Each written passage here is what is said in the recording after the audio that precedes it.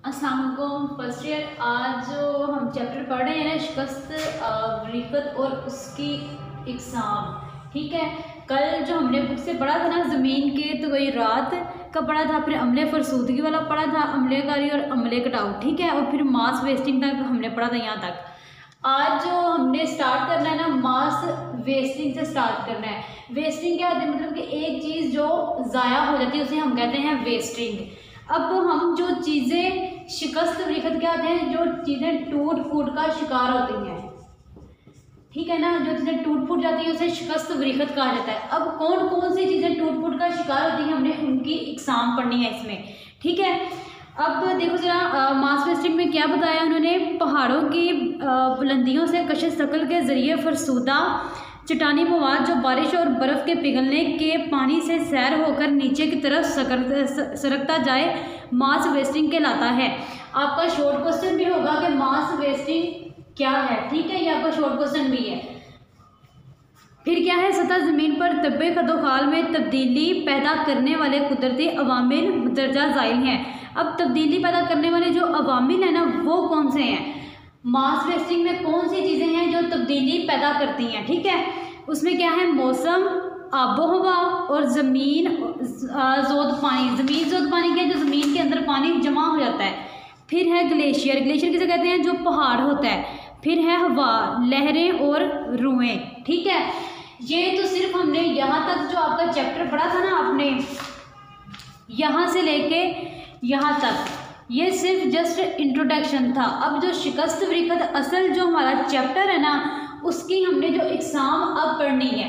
अब उसकी एग्ज़ाम कौन सी है, शिकस्त वरीकत और उसकी एग्ज़ाम, जो आपका मेन टॉपिक है शिकस्त वरीकत, इसका आपने पढ़ना है तारुफ। फिर क्या है, किमियाई शिकस्त वरीकत। शिकस्त वरीकत की ये है एग्ज़ाम, ये पहली एग्ज़ाम है, ये दूसरी एग्ज़ाम है और ये तीसरी एग्ज़ाम है। पहली एग्ज़ाम कौन सी है, किमियाई शिकस्त वरीकत। दूसरी एग्ज़ाम कौन सी है, मेकानकरी शिकस्त वरीकत। और तीसरी क्या है, हयातियाती शिकस्त वरीकत। ठीक है, तो ये क्या है, शिकस्त वरीकत की एग्ज़ाम है। ये वाले तीनों नीचे वाली ये जो है ना, इसकी एग्ज़ाम है। ठीक है, अब जो आपने पढ़ना है शिकस्त वरीकत। शिकस्त वरीकत है क्या, इसे देखो अपनी बुक पे। इस अमल से चट्टानें आहिस्ता आहिस्ता घिसती और टूटती रहती हैं। जो मैंने आपको पहले बताया था कि शिकस्त वरीकत का मतलब ही क्या है, टूटना फूटना। इन सब अमल में, किमियाई अमल में, मेकानकनी अमल में और हयातियाती अमल में किस किस चीज़ों ने टूटना है।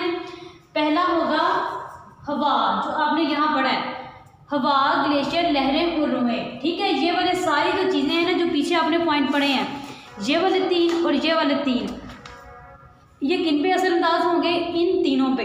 ठीक है, इस अमल से चट्टानें आहिस्ता आहिस्ता घिसती और टूटती फूटती रहती हैं। बहुत लंबे अरसे बाद सख्त से सख्त चट्टानें भी कुदरती अवामिल और पानी, गर्मी, सर्दी और बर्फ़ वगैरह के ज़ेरे असर शिकस्ता होकर मधूम हो जाती हैं। शिकस्त वरीकत 3 किस्म की होती हैं। मैंने आपको बताया है कि शिकस्त वरीकत की कितनी इकसाम है, 3 इकसाम है ये वाली। ठीक है, अब पहले उन्होंने क्या बताया है, मेकानकनी, किमियाई और हयातियाती। तो ये तीनों आपका शॉर्ट क्वेश्चन भी होगा कि शिकस्त वरीकत है क्या। ठीक है, फिर है फ़िज़ा। अब है किमियाई शिकस्त वरीकत, जो हमने अब टॉपिक पढ़ना है। फ़िज़ा में बहुत सी गैसें, आबी बुखारात मौजूद हैं, लेकिन चट्टानों की शिकस्त वरीकत में ऑक्सीजन, कार्बन डाइऑक्साइड और आबी बुखारात का हिस्सा बड़ा है। किस किस का हिस्सा बड़ा है, पहला है ऑक्सीजन, कार्बन डाइऑक्साइड और आबी बुखारात। ठीक है, चट्टानों में कई मादनियात मौजूद होती हैं जो इन गैसों के साथ मिलकर किमियाई अमल करती हैं, एक नया मुरक्कब बनाती हैं। मुरक्कब क्या मतलब कि एक नया एक्सपीरियंस, जो तजर्बा होता है ना, वो बनाती हैं। इसलिए इनकी टूट फूट आसानी से हो जाती है। मसलन अगर चट्टान में लोहा मौजूद है, ये उसकी मिसाल यहाँ से शुरू हो रही है। ठीक है ना, मसलन अगर चट्टान में लोहा मौजूद है तो ऑक्सीजन के साथ मिलकर आयरन ऑक्साइड बन जाएगा। इसी तरह चट्टान नरम हो जाएगी। मीना के कतरे जब हवा में से गुजरेंगे, मीना मतलब के पानी के जो कतरे हैं हवा में से गुजरेंगे तो मौजूद कार्बन डाइऑक्साइड को हल कर लेते हैं। अब आप ये जैसे एक्सपोज करोगे, ये बारिश हो रही है। ठीक है, अब यहाँ से हवा चल रही है, तो जो बारिश का पानी नीचे आ रहा है, हवा इस रुख की है, तो इस हवा के अंदर जो ऑक्सीजन है वो किसके अंदर जाएगी, इस पानी के अंदर। और ये पानी इसे कहाँ तक ले जाएगा, ज़मीन पर, और वो फिर ठीक है। इसी तरह मीना का पानी हवा में कोयले के तेजाब कार्बोनिक एसिड का हल्का सा मुरक्कब बन जाता है। ये पानी चट्टानों से चूने को आसानी से हल कर लेता है। चुनाचा जब वो ऐसी चट्टान पर पड़ता है जिनके ज़रात चूने से प्युस्ता होते हैं तो चूना हल हो जाता है और चट्टानें ज़रात में टूट फूट जाती हैं। फिर क्या है, कीमियाई अमल आमतौर पर गर्म मरतूब इलाकों में ज़्यादा तेज़ी से होता है। मुशाहिदे में आया है, तजर्बा किया है कि तकरीबन 10 डिग्री सेंटीग्रेड या 50 डिग्री F दर्जा हरारत के बढ़ जाने से कीमियाई अमल की शरह दुगनी हो गई है।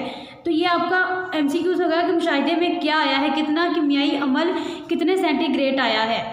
फिर क्या है, ये एक वाजिया हकीकत है कि दुनिया के मुख्तलिफ इलाकों की आबो हवा मुख्तलिफ है, ये सबको पता है। यही वजह है कि सिंगापुर में जहाँ बारिश तकरीबन सारा साल होती है दर्जा हरारत बहुत ज़्यादा रहता है और कीमियाई अमल बामुकाबला कीमियाई अमल के ज़्यादा अहमियत रखता है। ठीक है, तो सबसे ज़्यादा बारिश कहाँ होती है? सिंगापुर में। तो ये आपका शॉर्ट क्वेश्चन भी होगा। तो ये हमने क्या पढ़ा था, कीमियाई अमल।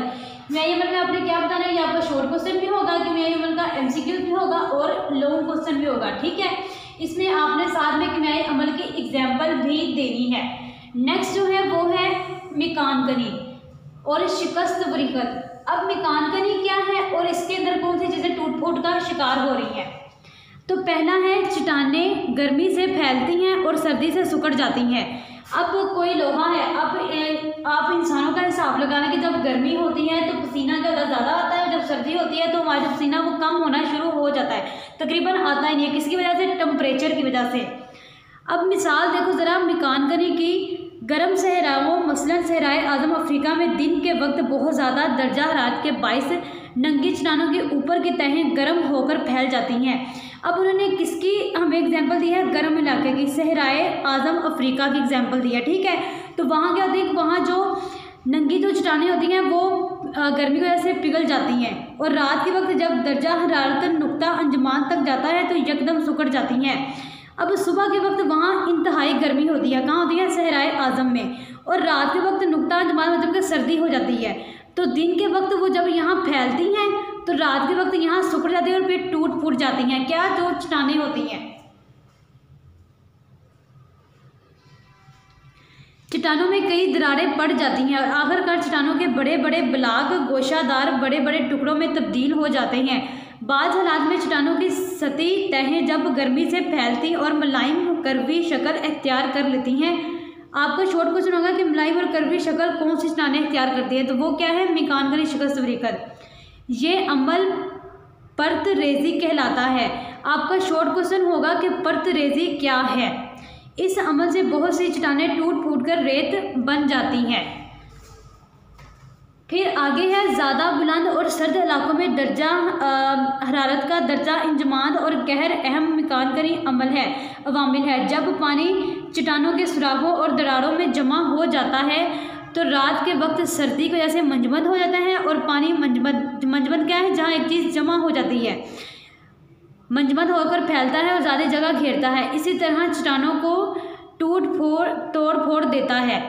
फिर क्या है? हयातियाती शिकस्त वरीकत। अब हयातियाती क्या है और इसके अंदर कौन सी चीज़ें टूट फूट का शिकार हो रही हैं? आपका यहाँ क्या नया एक टॉपिक आया है? परत रेजी। ठीक है, मेकानकनी में परत रेजी आपका शॉर्ट क्वेश्चन होगा। मेकानकनी क्या है? ये भी शॉर्ट क्वेश्चन होगा। और मेकानकनी शिकस्त वरीकत क्या है? ये भी एक शॉर्ट क्वेश्चन होगा। ठीक है, फिर क्या है? शिकस्त वरीकत की तीसरी किस्म हयातियाती अमल है। चट्टानों की तोड़ फोड़ में बहुत अहम किरदार अदा करता है। अगर किसी चट्टान के सुराख में कोई पौधा